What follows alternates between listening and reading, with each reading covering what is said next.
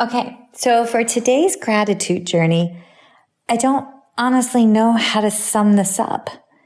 I am grateful for the philosophy of servant-led leadership. And to me, servant-led leadership, while I interpret it as tithing of my time, and it's also spiritual and faith-based for me, it doesn't have to be.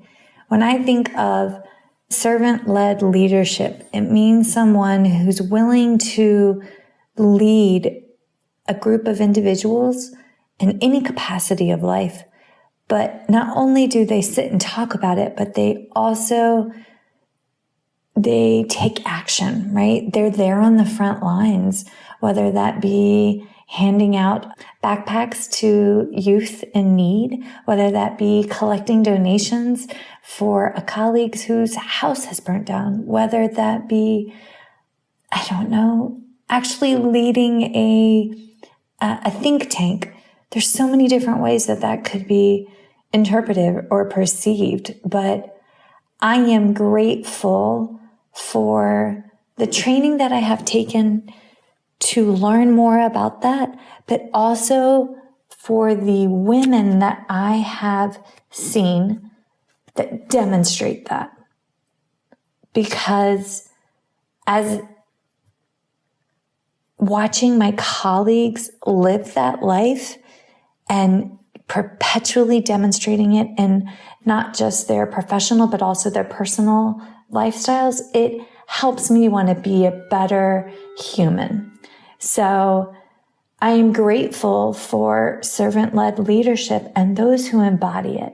And y'all, today's guest sure as anything embodies it. So I know you're going to enjoy the talk with Dr. Meg. But if you have that person in your life that you see model that, go tell them thank you, because they probably need to hear it. So you people know who you are in my life, and I'm trying really hard not to cry, but thank you.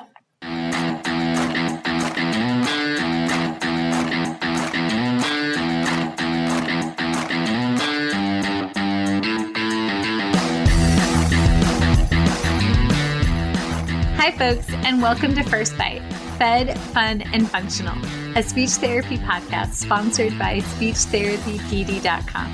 I am your host on this nerd venture, Michelle Dawson, MS, CCC-SLP, CLC, the All Things Peds SLP.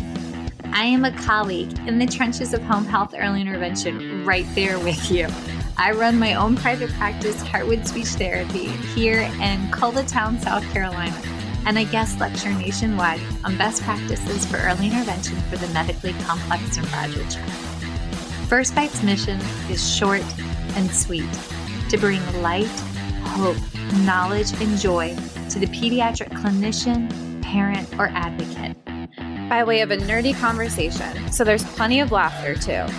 In this podcast, we cover everything from AAC to breastfeeding, ethics on how to run a private practice, pediatric dysphagia to clinical supervision, and all other topics in the world of pediatric speech pathology.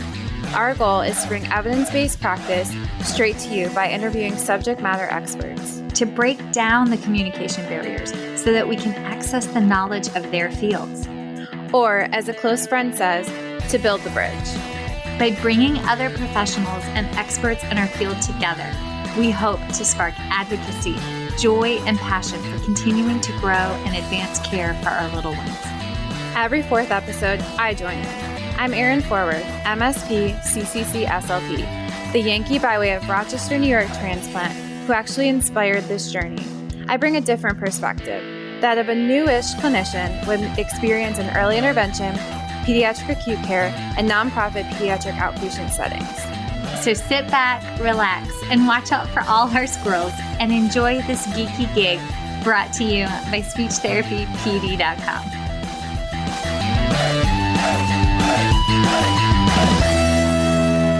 Hey, this is Michelle Dawson, and I need to update my disclosure statements. So my non-financial disclosures. I actively volunteer with Feeding Matters, National Foundation of Swallowing Disorders, NFOSD, Dysphagia Outreach Project, DOP. I am a former treasurer with the Council of State Association Presidents, CSAP, a past president of the South Carolina Speech, Language, and Hearing Association, SCISHA, a current Board of Trustees member with the Communication Disorders Foundation of Virginia, and I am a current member of ASHA SIG 13, SCISHA, the Speech, Language, Hearing Association of Virginia, SHAV, a member of the National Black Speech, Language, Hearing Association in Basel, and Dysphagia Research Society, DRS. Additionally, I volunteer with ASHA as the topic chair for the Pediatric Feeding Disorder Planning Committee for the ASHA 2023 convention in Boston, and I hope you make it out there. My financial disclosures include receiving compensation for First Bite podcast from speechtherapypd.com, as well as from additional webinars and for webinars associated with Understanding Dysphagia, which is also a podcast with speechtherapypd.com. And I currently receive a salary from the University of South Carolina in my work as adjunct professor and student services coordinator.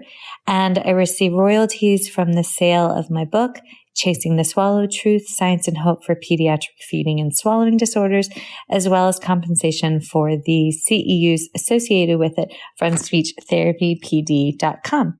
So those are my current disclosure statements. Thanks, guys. The views and opinions expressed in today's podcast do not reflect the organizations associated with the speakers and are their views and opinions solely. All right, everybody. We have absolutely one of the world's lead researchers in pediatric feeding and swallowing disorders and caregiver engagement on today. And I am so over the moon and stars, excited and humbled that she's gracing us with her time and her talents. And we got a lot of ground to cover because this woman's done a lot of research. When I was like, send me some resources, and she sent me her own bibliography page of all of the things that she's collaborated on, and research truly is collaboration. I was like, oh my God, look how many lives have been positively impacted by this. And that is just a very cool and humbling thought. So without further ado, and I'm really trying hard not to butcher this, but we all know multisyllabic words are not Michelle's strong point, stronghold, something like that. Words are hard. Anyways, I have none other than Meg Simione. Did I do it? Oh, I loved it. You did it with a little bit of an Italian flair to it. So if we're for all of the Americans here, Simione, but I love it. Love how you said it. I tried really hard because you said it's Italian. So I was like, wait, Erin would do it this way. And so I thank you for letting me not speak English well. It is my first and only language, but it's hard. Like really hard. Yeah. But so Meg, aside from being incredibly gracious that I can't talk, is a phenomenal speech language pathologist. And for those of you that don't know her, she is a clinician-scientist with a focus on infant and child feeding and growth and implementing innovations to improve care delivery. Y'all, she is a research scientist with the Division of General Academic Pediatrics at Massachusetts General Hospital, MGH. And she's also an instructor of pediatrics at Harvard, which I can say Harvard, that's like kind of amazing.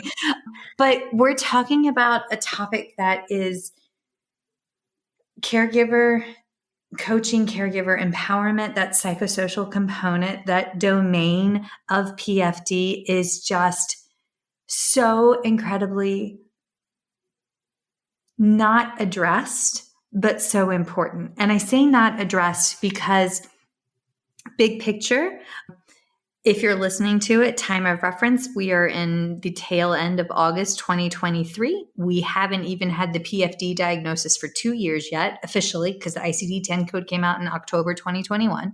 And if we look across at the academic setting, very few of our colleagues had exposure to ICD-10 code PFD, And very few current academic instructors actually come from the world of pediatrics when they teach that peds dysphagia class. So they don't have that firsthand knowledge and experience, which isn't wrong. It's just different. And that means that we have to work that much harder, that when we're addressing those 4 domains, that we give that psychosocial domain justice, because that one's a tricky one to teach in our world. So there's my backstory. Hi. I had a hot flash. I had a strip a layer. Welcome to 40.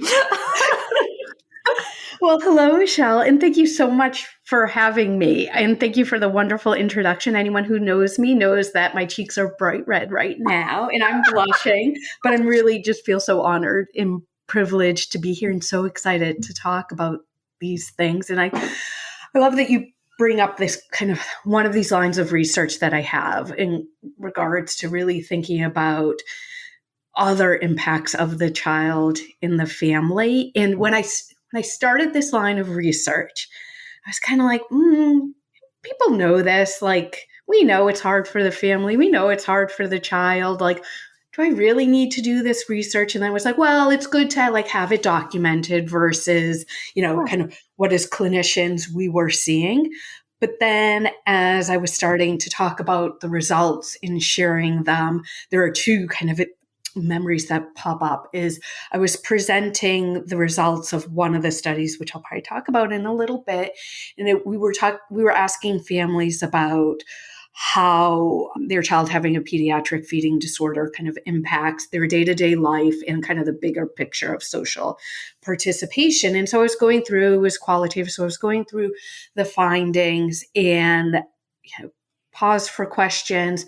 And I didn't realize there were parents in the audience. I thought it was all clinicians and researchers. She got up and she was sobbing. And I was like, oh, geez, have I said something wrong? And what she said was, thank you. Thank you for putting this out there, that like, this is what we've been experiencing. Most people, sadly, most healthcare professionals who she would interact with, and for many of our families, didn't believe her, didn't recognize how hard, or family members. So I kind of always remember that I'm doing this for the families. And then a second was, I was at ASHA, and I think it was a poster or presentation. I think it was a poster. And a clinician had come up. She was a pretty new clinician working in early intervention. And in this, I'm not new, but EI. I love EI. Yes. And so I'm going to go back to EI because I think EI, in my experience with EI, is why, this has been such an important line of research for me. And we're talking about kind of barriers to families achieving their goals. And so some of them are more financial in time and whatnot. And this new clinician said, oh, I've never considered those things. When I'm working with my families on feeding, right, they're working very much on skill development, which is critically important, right? My early research was on that, and I'm still passionate about it. I still love chewing to death, probably more than any person should love chewing, but I really felt like I needed to expand that. And so then I also remember that what is obvious to maybe me and other clinicians may not be obvious to all of our clinicians, because like you said, not all of them have had a 4-credit course in graduate school or have had a mentor or supervisor to give them that training. So those are those things that I go back to when I'm like, do I really need to do this? Yeah, I think we do. And ultimately, those are kind of the next steps I'm thinking about, is how do we more widely disseminate and get people to really make sure that they're asking about the family and all of those impacts. Yes. Okay. So this, to me, knowing your drive, and like, it makes sense, like why you tithe your time working with Feeding Matters. Like, it makes sense why that's a perfect, like, it's an extension of who you are as a researcher, but also as a human, because Feeding Matters puts so much. People may not know, she's past chair you were convention chair for Feeding Matters for this past spring, 2023. Past 2 years. 2 years. Oy vey. That's a lot. I have planned conventions for Skisha on more than one occasion. So I hope somebody bought you a whiskey or whatever, pick your poison is. But that when you're planning these, you have to review call for papers, you have to find invited speakers, and you have to make sure research is current. Like there's so much. Yes, thank you. Yeah. Okay, wait. I want to start at the beginning. Yeah. What made you want to be a speech pathologist? And then Great question. And this is great because then I'll be able to kind of work in some of my early intervention. So why did I want to be a speech pathologist? So it was in high school and I was like, I love language, but I also love science. So what is a profession that I can blend both of those? And I don't think most high schoolers know exactly what speech language pathology is. I was a little kid who went to speech therapy. I'm sure everyone can hear it in my S, right? And no. I never would have picked up on that. So it comes out. I do have to say too, my Boston accent occasionally comes out too, but that's an accent that was not a disorder. No, I heard that one, but I think it's beautiful. So I was really thinking about it. So I decided to apply for, and then one of my high school, he was the drama teacher. And when he was deciding, he was actually had thought about becoming a speech language pathologist. So he had talked to me about it and, and he was just so cool. We called him Q. And I was like, okay, I think that's what I want to do. So I only applied to schools for speech pathology. So I did my undergrad at Boston University. It was so nice at Boston University. I was given some experiences to help out with research. And I was like, I love this. This is amazing. This is like my people, right? I get this. I do have to say, it's so funny. I didn't realize this till I was a Ph.D. student. So my sisters and I were first generation college students.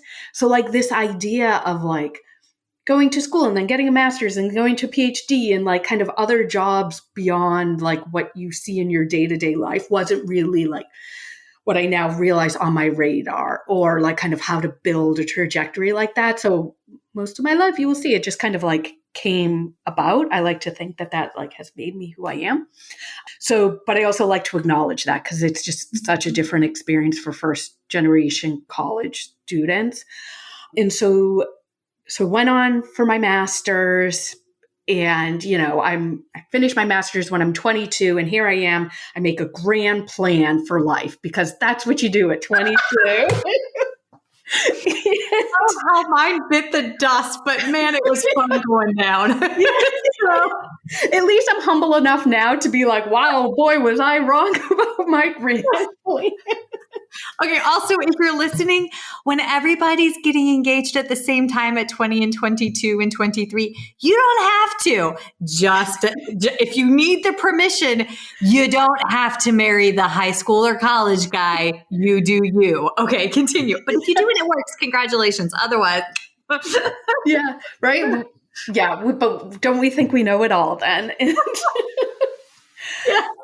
And so the grand plan was to go work, get my CF, but a CF, it was 9 months. So I would need to be a little bit, understand more. And I'm saying all of this. And if you can see my face, I'm doing this with like a look of irony on my face of I would need 1 more year experience to be the expert clinician. So I'd work for 2 years and then go back and get my PhD, right? So that was the grand plan. So I finished school. I was in Chicago, moved back to Boston, and it was in grad school that actually my love of feeding came about because I entered grad school thinking, I love research, I love neuro, I love speech science, so I have to work with an adult population. And it was in grad school that I discovered, oh, wait, no, I don't. And I had wonderful mentors there who really helped me understand like the wonders of PFD. So came back, was able to find a wonderful mentor here in the Boston area to help me with really learning about feeding.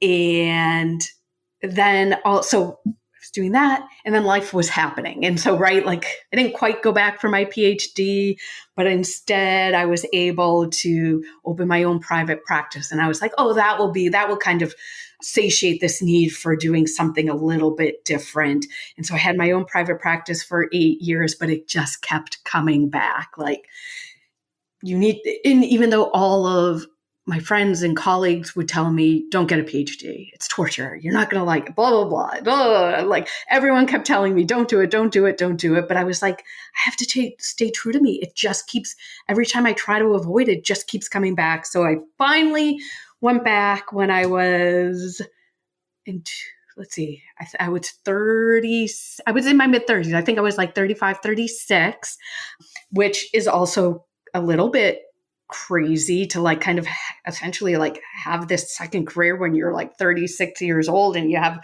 a successful private practice and blah, blah, blah. But it was the right thing for me. As soon as I went back to research, everyone was like, are you glad you did it? I was like, yep, I found my people. And yeah. Hi.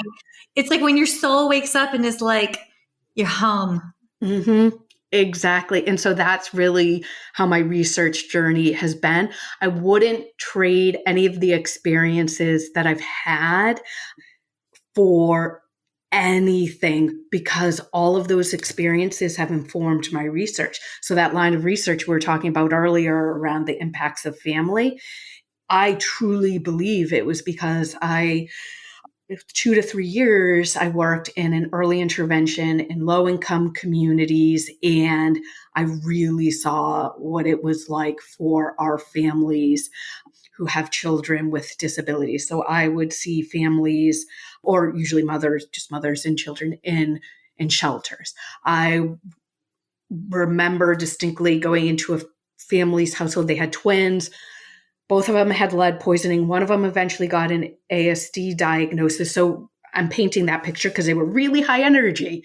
And I went in and their stove was open and on, but they weren't cooking anything. And so my father was in heating. And so I remember talking to him and being like, why was their stove on? He's like, because that's how people heat their house when they can't afford fuel. And so then like suddenly I'm realizing like, I'm asking them to work on an X, Y, and Z, and they're just trying to heat their house. And so it just started to click for me. And like, in that we needed to be more aware of what was happening in our families. So all of those things of working in early intervention, being a clinician has so completely informed my research. And yeah, so I wouldn't trade it for a bit, and I'm okay with my 22-year-old master plan going a bit awry. I love that. Oh my God. Okay. You said something that I think everybody needs to go back and focus on.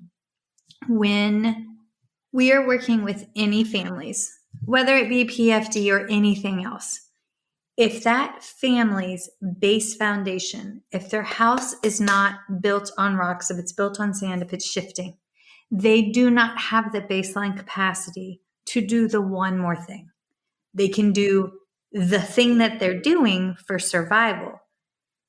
So wearing professor hat, in any class I teach, I always work in the Maslow scale of hierarchical need, because as I get choked up, we have to have the here. If we don't have the here, they can't move on. But that also goes true for our students. If the students don't have the here, if your students are at a point of crisis, if they don't have secure housing, if they don't know how they're going to pay for the next semester, if they had, whatever going on in their life, if their base isn't straight, then they're going to fall apart and not be able to hear what we have to impart. So y'all just filter this through. Like, as we go through today's conversations, remember that like our caregivers are the key. And if they're crumbling, we won't be able to move forward. So, which is something that I don't think that's addressed enough within the framework of the Big Nine, but I mean, add it to the list of things that I would like to change the world. But it's a very beautiful list. I really think we should get rid of grass on the side of sidewalks and just plant like bee flowers, like the plants, like natural. But whatever, that's just. Well, I'm with you on the grass, that there is a much better use of land and water resources and all of that. But I, more than anything, agree with you that we need to understand where anyone we're interacting with is coming from, whether it be our students, whether it be our collaborators, our coworkers, and absolutely the families who we're working with. And so, I mean, that was truly why I started on this line of research, which I'd love to. Can I tell you a little bit of? Take me there, because so when we're looking at this, when we're looking at the caregivers and what's going on, how do we assess? What are you researching? And then how do I carry, huge question. And then how do I carry that over to the double wide trailer that I see on a Tuesday afternoon? Because Yeah, absolutely. So I think first, let me start with telling you a little bit about some of the work that we've done. And this work has made me really think deeply about what can we do. I don't know if I have all of the answers. And I would say in my mind, it's a work in progress, because one of the things I'm always thinking about is scale, right? So maybe we can do something with a smaller population, but how can we scale that to like all of the speech pathologists who are working on feeding and thinking about all those different care settings and kind of what works appropriately? So I'm kind of always thinking about that. So I would say this is a work in progress, that second part of what can we do as clinicians to support our families in this.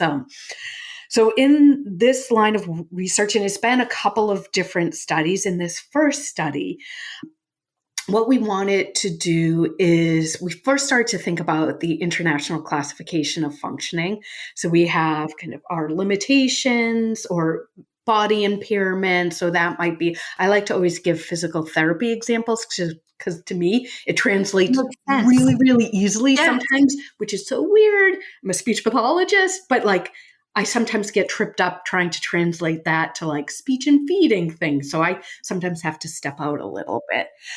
So those body impairments, it might be that you have like a messed up knee, and let's say an ACL, like torn ACL. And so then we think about activities and then social participation. So then therefore you can, only walk a couple of feet. And so then the social participation, so therefore you can't go to, I don't know, there's a new CrossFit gym just opened by us. So I'll say you can't go to CrossFit, and that's where your social circle is, right? So that torn ACL has impacted your ability to walk and exercise. And then you're struggling to go to CrossFit. And so what we wanted to do is recreate this for children with pediatric feeding disorders. So we did this both through quantitative. So we did surveys and EHR data polls, and then we also did qualitative interviews. And we really needed to use the interviews to get at this idea of how it impacted their activities and social participation. So for some of the data poll and the surveys that we did, first we wanted to characterize their impairments. What was kind of neat is we'd written this grant, and then the consensus definition came out. So we made sure that consensus, when she says the consensus definition, folks, that's when like we got the definition for PFD. Okay, continue. Sorry. No, perfect. Thank you. And so we made sure that those impairments kind of aligned with those domains within the consensus definition. But then for some of the surveying, what we also did is we looked at caregiver impact. So how impacted are families by having a child with feeding disorder? So we use this great tool, the Feeding and Swallowing Impact Survey. It was developed by Dr. Maureen Lefton-Greif and her team at Johns Hopkins. So this was a great survey that we could use. And then we also did a quality of life survey. So the pediatric quality of life, which is really commonly used in research. So that what was nice is that we had a lot of documentation in terms of other studies that had used pediatric quality of life. And so one of the things we did with this is we compared it to other reported surveys. And what we found, this to me just really it just blows my mind. We found that children with pediatric feeding disorders, that their quality of life was kind of as impacted by children with brain malformations and liver transplants, and were worse than children with kidney transplants and acute liver failure, right? So Wait. Yeah. You're saying that the outcome of these studies, kids with their quality of life, their ability to enjoy and go and move and be, was as bad as little ones that had kidney transplants and liver dysfunction. Bless them. Bless them. Okay. Yeah. Isn't that impactful in it? I mean, when we were like, oh, this will be interesting to compare. But like what we were finding in the literature, we're like, the findings really took us aback. And even when I say it, I have to pause. And this is how our children are living. And this is how our families are living with that level of impaired quality of life.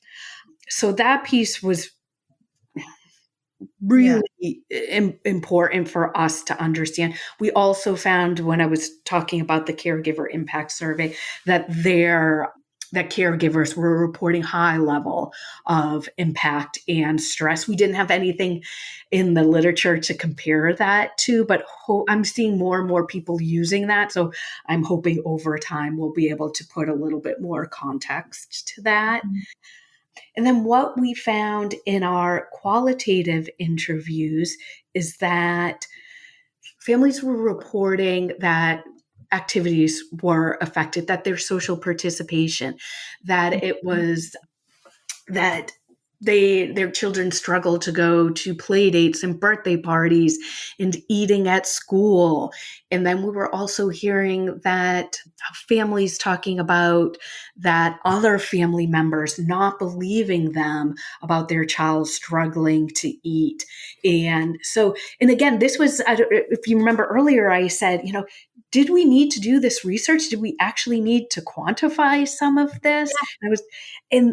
It was these things, because we hear that as clinicians, but why I think it was really important for us to do this research is we've documented it. I see other groups starting to document it within specific populations that have PFD. And then it's going to help us start to think about how we impact treatment, and also on a larger level in terms of policy and making sure there are these right supports for these families. What was interesting with these qualitative findings, we were like, okay, this is really good. And I love qualitative research, but the one drawback is that it's not generalizable. So you can go really, really in depth, but you can't generalize it to a population. So then I had the wonderful opportunity to work with a master's student. And so I'll give a big shout out to Juna Okada. And she, thank you. And she wanted to see, okay, well, can we make this work more generalizable? So we went to a national data set, the National Survey of Children's Health, and they actually have a question around eating and swallowing, and if families are having difficulty with that. And so then what we did is we looked at a lot of these same themes that we found in the qualitative. We wanted to see, would this come up in a quantitative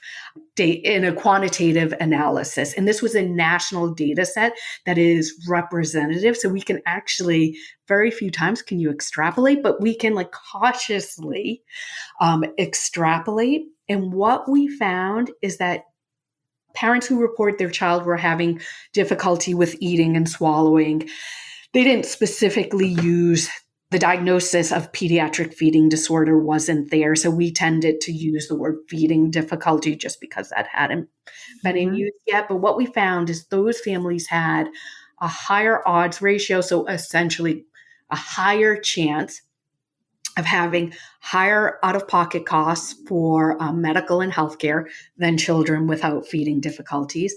A parent was more likely to have left a job. They were more likely to have food insufficiency, and then they were more likely to receive special education and developmental services. So this, for us, really echoed what we were finding in our qualitative study. One, I just want to take a moment. When you're talking research and you get into the nitty gritty, your face lights up like Christmas morning. It's legit, your soul is oh my God, but then this happened and then this happened.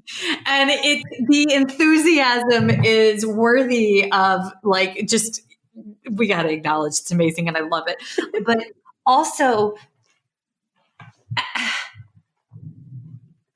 this is a technical question because I don't do research. And one day I want to do it. I'm 40. I still have time to go back for a Ph.D. But we got a mortgage, and hell, since we moved, it's a bigger mortgage than what we had in South Carolina. So, bless. And we bought the money pit. She's a wonderful home, but we found out they butchered hogs in the side yard and hung them in the basement. If that doesn't say I moved to the country from the city, I don't know what does, but it's okay. My daddy blessed the house and he brought the good sage. So we're going to be okay. But the technicals get me because I don't do research. But when you're talking about going to these databases, how do you have access?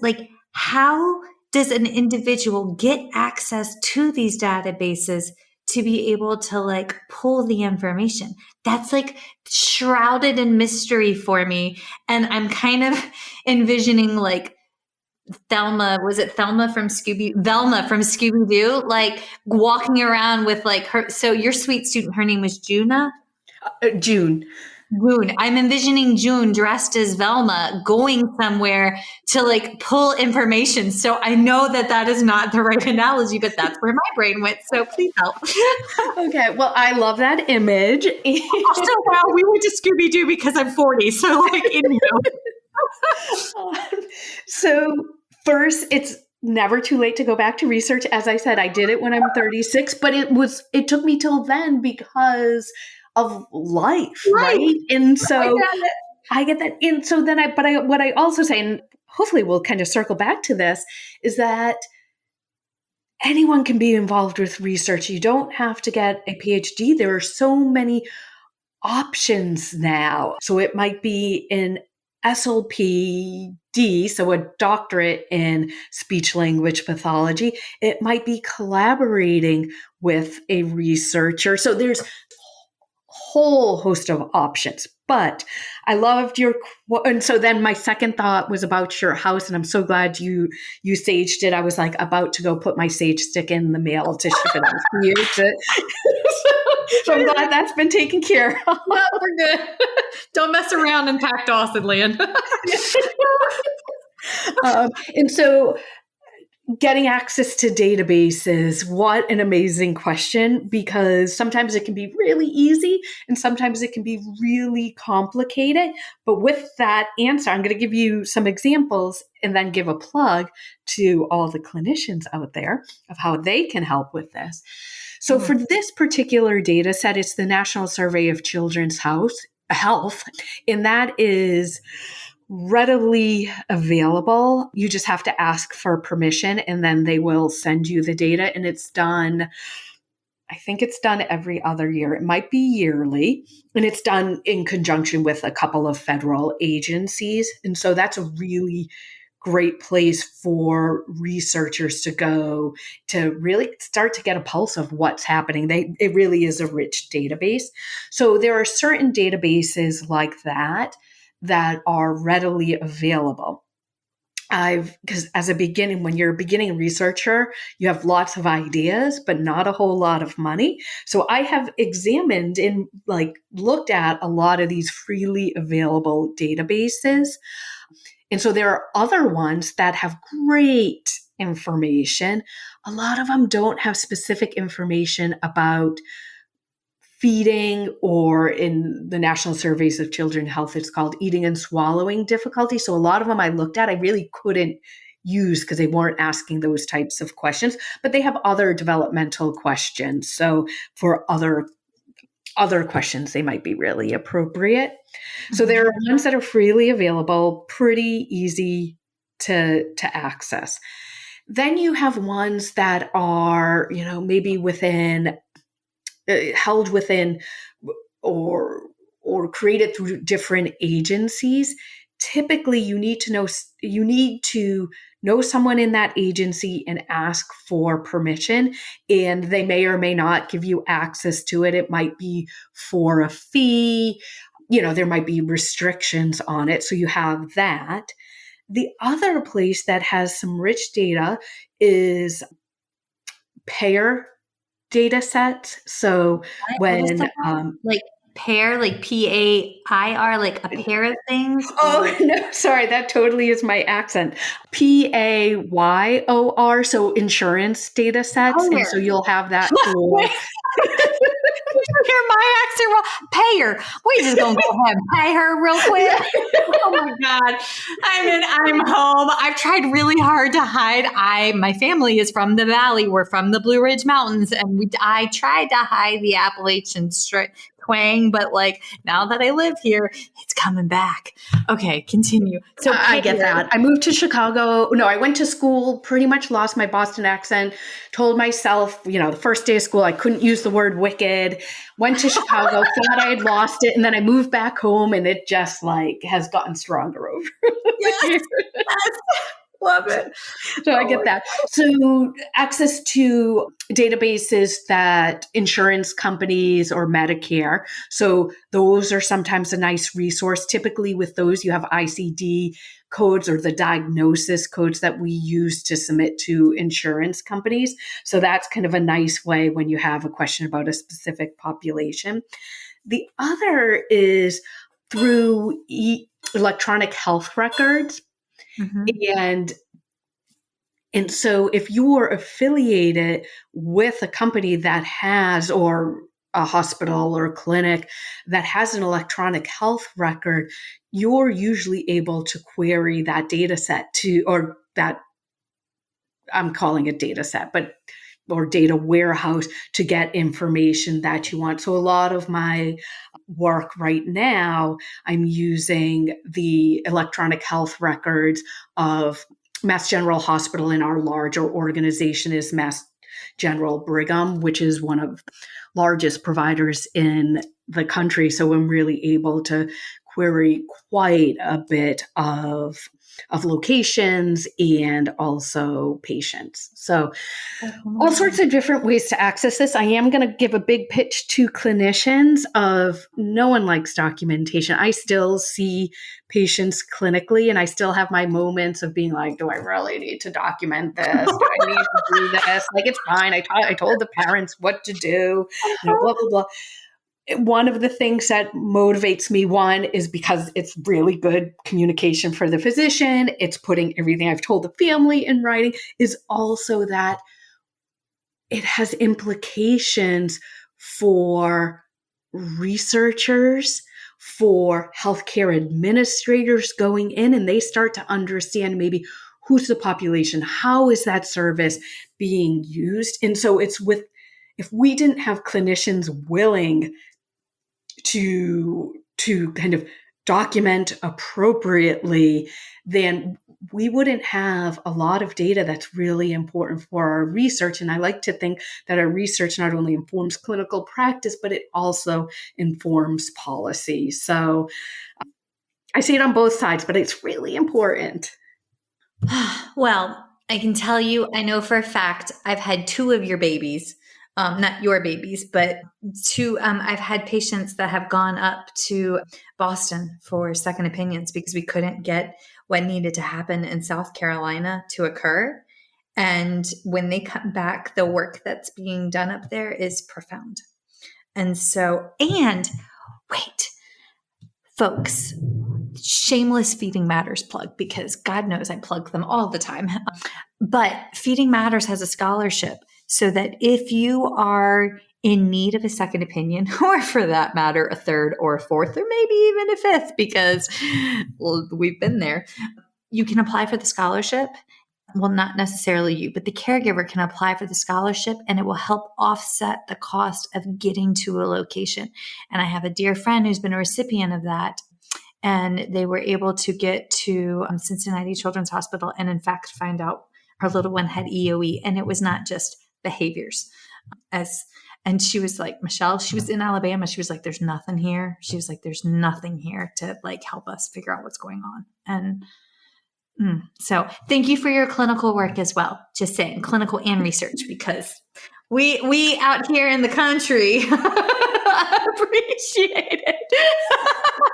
Oh my God, my roots are showing. Literally, I also had to get those dyed on Friday, but like, okay.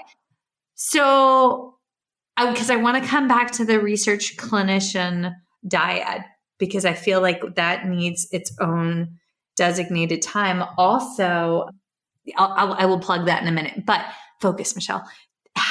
What do we do with your research to carry it over to my Monday through Friday? Like, we know these families are struggling, but how do I take that information? Because I know what I'm going to ask when I personally engage in a caregiver coaching, a daily routines-based interview. Words are hard.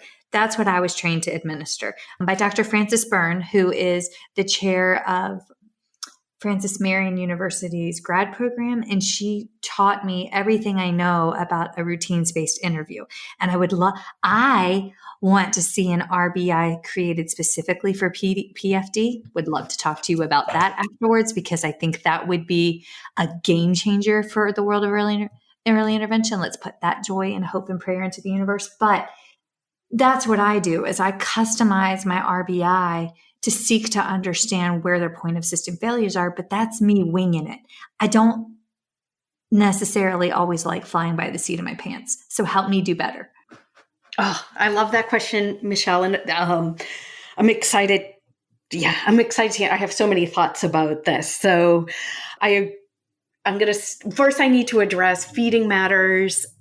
I love that they are so family focused, and they really understand that it really all comes down to the family and the child. And so everything they do. So that's why it's been like my privilege to really been able to volunteer with them. So, but what do we do? How do we take my research and translate this over?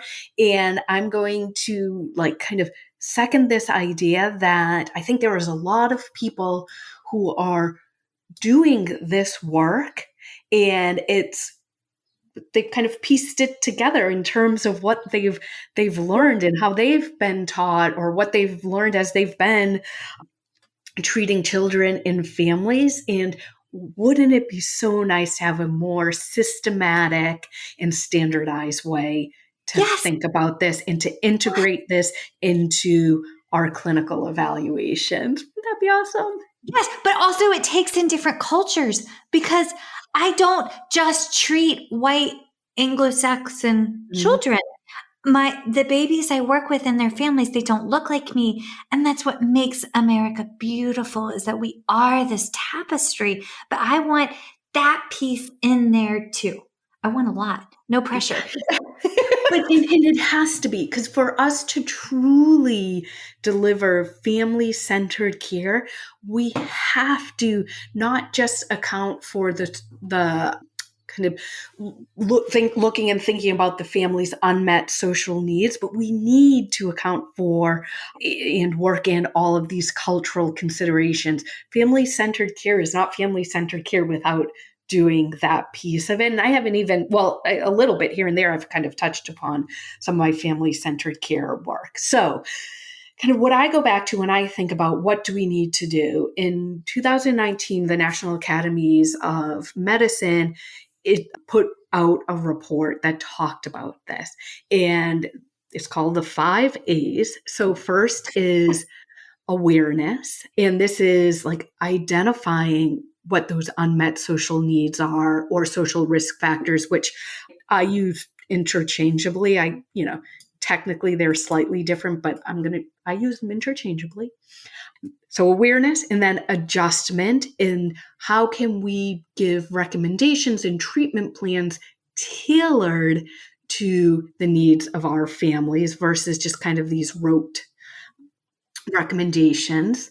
Assistance, so how can we provide the care that they need, and for people who are working in a hospital, or even I think about it in early intervention. I used to do this. I would then refer on to a community health worker. I refer to the social worker who, for that family who's heating their house with their oven. Yes. They then put in a referral for fuel assistance to help that family be able to heat their house through it was either like oil or gas or however that house was being heated. And then alignment. So this starts to go a little bit beyond kind of maybe what we can do in our day-to-day as a clinician, but we all are, we all can be really wonderful advocates and proponents of policy. So what systems need to change? How do we start to link our healthcare to community? And then finally, that advocacy work of really starting to change policies to work. So I'm going to focus a little bit more on that awareness and adjustment. So the awareness, exactly what you said, that we need to be asking these questions in lieu of having a standardized way or intake to get at this. I encourage people to ask relevant questions in terms of parents' stress levels, their impact their child's feeding disorder is having on their family system, and them being able to participate. I would ask questions around unmet social needs. Right now, I'm, as we all know, because I've been talking about my Boston accent, I live in Massachusetts. We just had a statewide report come out in that over 50% of children have food insecurity in Massachusetts. And I somehow think that that's fairly representative across the entire country. So we're talking about feeding therapy. We need to make sure that families have access to food. So really incorporating those types of questions. I have the perfect example for that. As a clinician, I always ask the families on our first appointment when I was scheduling my eval for home health, I would say, okay, and I just need you to have the preferred foods there that, we'll be working with so that I can do the eval, but I want to see the natural state. I want to see what's going on. And, I changed my specific word selection, give or take, the way the flow of the conversation, right? And I had one mom tell me one time, and she goes, well, I don't have no food. The other girl, she brought the food. And I said, well, do you have any leftovers from dinner the night before? And she goes, no, we just drive through she called it Mickey D's, I think is how she phrased it. And we just bring it home and we eat it, but there's no leftovers. And so by the end of the initial eval, just to schedule the initial eval, I found out that this child ate lunch at school and breakfast at school, and they may or may not have dinner. If we don't even have the bare basics to do the eval, this is why we have to ask these questions, y'all, even to schedule the eval. Okay, continue. Sorry, but that was mind blowing. That was my open oven moment. Yeah. And I think that what that family was telling you is probably more common than we realize. And that I think we would be surprised to know how many families are food insecure. And so Yeah. once we learn that, like, right, we need to recognize that we then need to, if we're not going to put in a referral, help that family sign up for a food assistance program, then we need to make sure we're connecting with them with someone who can help them or identify, it's probably a multi-pronged approach, right? Yeah. Of food assistance plus food pantry plus other options too. Yes. We've got to be doing that. Yes. Yeah. Okay. I interrupted your thought. I'm sorry. I just felt very strongly on that. Yes. Continue. No, I love that. Right. And it's honestly, it's stories like that I think help us understand, one, the importance, and helps us remember too, right? It's really easy for me to say, you should be screening for a family's stress level and a family's kind of their social context and social risks and whatnot. But to give it a story like that, I think makes it way more meaningful. So I think we need to ask questions in a non-judgy way. Yeah. Especially when the families who we're working with maybe don't look like us or don't come from similar backgrounds as us. So I think that's really important. Yes. Seek to understand mentality. That's what my daddy would say. Oh, I love that. Right? And so then once we find out this information, right, we need to do something with it. It's not good enough to just ask. We need to respond. So as appropriate, we refer. And that's going to look different depending on where you work. Like I said, in early intervention, we were really fortunate in my program. We had like amazing social workers where if I asked and found something out, I talked to the social worker and we kind of developed a plan and they would loop back with the family. In our hospital system, we have community health workers or patient navigators who we can kind of refer and have them help with the family. I also worked in a private practice, right? So I wasn't affiliated with a larger hospital. It was really important for me to have that network of who I could refer to when appropriate and building relationships with pediatricians so I could pick up the phone and be like, hey, so-and-so just came in. I'm really concerned about X, Y, and Z. So I get it's harder to do everything we're talking about when you're in a more, not isolate, but when you're kind of not affiliated with a larger practice, but you still have to do this and you have to get creative. And there are ways to do it. I learned from some of your colleagues at ASHA last year. It was a panel discussion. I think there was 4 colleagues from MGH, and they talked about a website called findhelp.org. I had never heard of this. Oh my God, I felt like I'd been living under a friggin' rock. But findhelp.org, people, you put in your zip code and you can find help for things you didn't even know that you needed help before. And then afterwards, you're like, well, dang. But it is like from food banks to power support, like helping with get electricity paid for, or like transportation, or that helps with transporting individuals that need adaptive equipment. It was, yes. Okay. But I didn't know about that, but I learned about it because I listened to your colleagues. So yes. I love it. Yeah. So once we find out, right, then we need to do something. So like I said, refer on, but there are things that we can do too, right? So kind of listening to what the family circumstances are, their preferences, what's meaningful for them, and then tailoring that treatment plan for them. So for instance, if there is a particular food, maybe it has the right texture or flavor that you want to work on, and you make that recommendation to that family, but maybe that's a food that's not covered by food assistance programs, by WIC or SAP. Well, think about a food that maybe would be covered, or if you're making a recommendation to go buy something at a certain store and that store doesn't take food assistance, right? Help that family think about where they could go buy that food.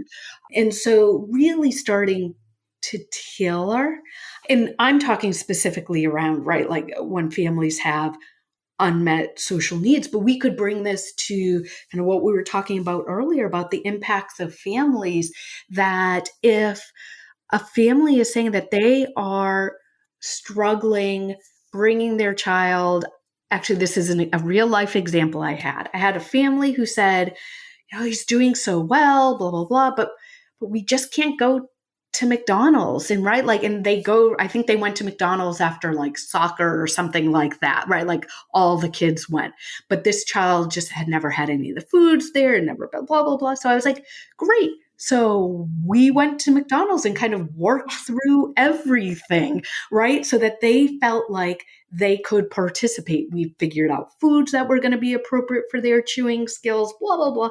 And so like I said, talking about unmet social needs, but it really applies to everything, that we really need to be tailoring this to our families.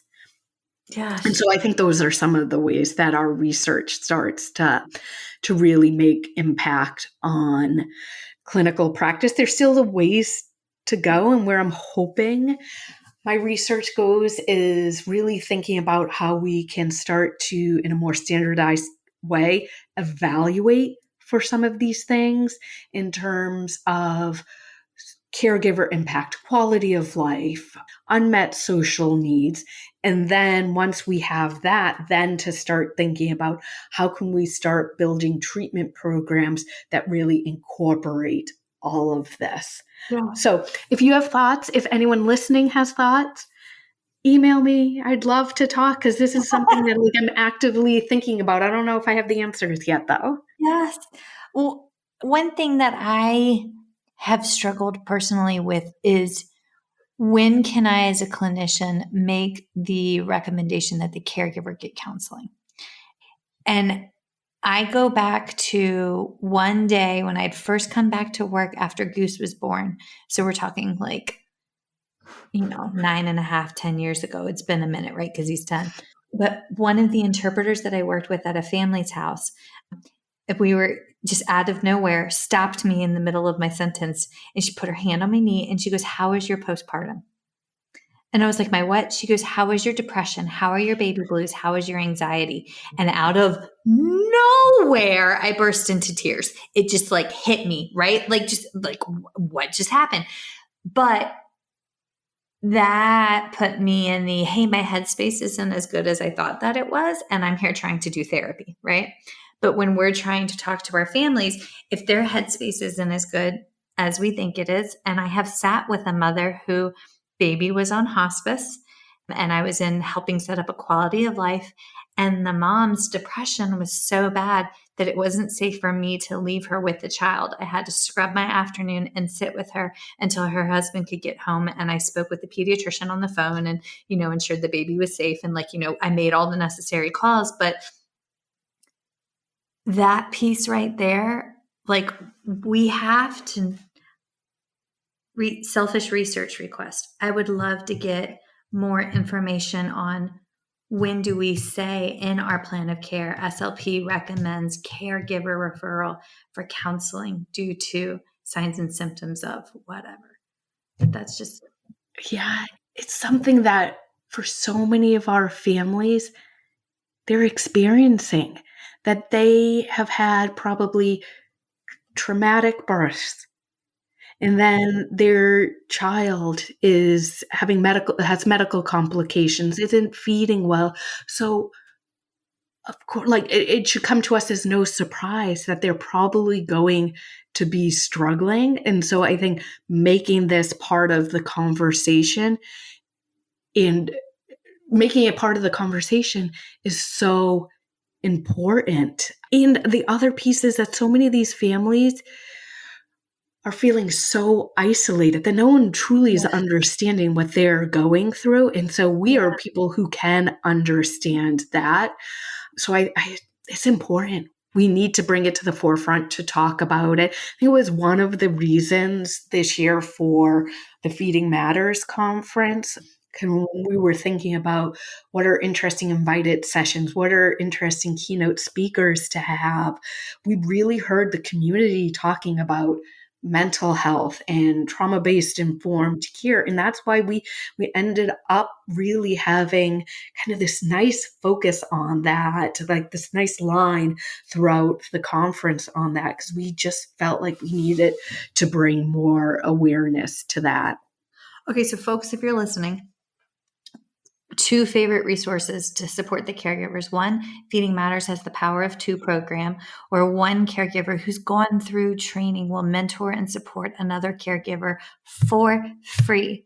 And Meg and I will be the first to tell you, you may go in there with an amazing future tool that she develops to help ask the questions to coach the caregivers, but they're still not going to tell you because they can't put it into words because you're not a caregiver going through it, but they're going to talk to the other caregiver about it. As such, they should, and we should respect it. And then 2, National Foundation of Swallowing Disorders, one Thursday every month. I think it's the third Thursday, but don't hold me to that. They have a for free virtual caregiver support group that meets, and it's a bunch of other caregivers that get together on Zoom and they support each other. Various clinicians from across the country tithe their time to help support the flow of the conversation and give guidance without giving recommendations, which is a very fine line to walk, but they do it. So I love those supports. Okay, we went over, but can I ask one more question? Of course. Okay. I say that as I'm like, I have another podcast to go record, but I want to know, if we're a clinician and I'm in the trenches and I'm there Monday through Friday, how can I partner with a researcher? How can I bring my skills to the table and help put evidence in the world? Help. Absolutely. So I would first say, if you have seen research that interests you, reach out to that person and let them know that you're interested. They might not right then and there have a project, but there might be one that is coming down the line. And then you're going to be at their forefront of, hey, this is a person who would be willing to partner with us. So I would say, reach out over email. If you're at conferences, go up and talk to them. I think that's going to be really important. With that, though, I don't want to put all the onus on clinicians, right? That this is a two-way street and that researchers need to involve clinicians. So as researchers, right, I know I'm always actively looking for clinician and family partners because that enriches my research. Unfortunately, not all researchers think that way. For many years, researchers sat in an ivory tower and was like, we did this and you all should listen to us. Now I like to think that that is changing and that we see that it really is it's bi-directional, or more like a feedback loop, that research informs clinical practice, which clinical practice informs research. And clinicians have amazing ideas and really important research questions to ask. So sometimes through different, whether it might be within a hospital or different state associations, sometimes there is a research group or collaboration. Kind of check those resources as well. But I would have to say my number one thing is, which is really hard, and it's even more hard after a pandemic. I guess it's really hard. It's hard because we're women.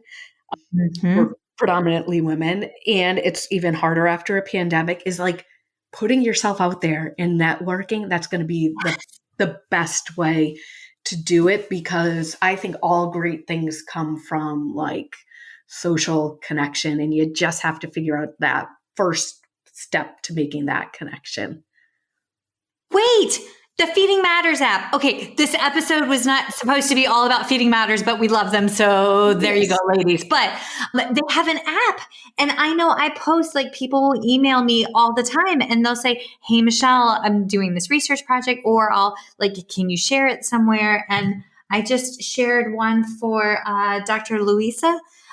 And she was doing NICU research, but I've shared stuff for Kristen in the past. But there's different groups that you can join. There's the family caregiver group, there's the clinician group, there's a research group. And then forgive me, I don't remember the fourth group, but they set it up so it was 4 domains, kind of like PFD, which I saw the numerology thing in there, thought that was cute. But anyhow, you can pop in there and volunteer your time there. So that's a thought. Yay. Also, that was brilliant. The app, right? Like that, because that is in a place where actively people are posting. Yes, Brilliant. yes. But let's make it. There it is. We're claiming this for 2023. I mean, it may be halfway over, but like we can still claim things. See, Erin, I'm learning to manifest. You've trained me well. Okay. So then I always, thank you for coming on. Please come back. We barely scratched the surface. We need like a few more hours. So please come back. Oh my goodness. Well, thank you for coming. And anytime I would be happy to come back. Thank you. Okay. And then 2, at the end of every episode, I always ask people if they have any love money lying around, if they've got a little extra that they could donate to. Do you have a scholarship, a grant, or an organization or an entity that you'd like them to donate that money to?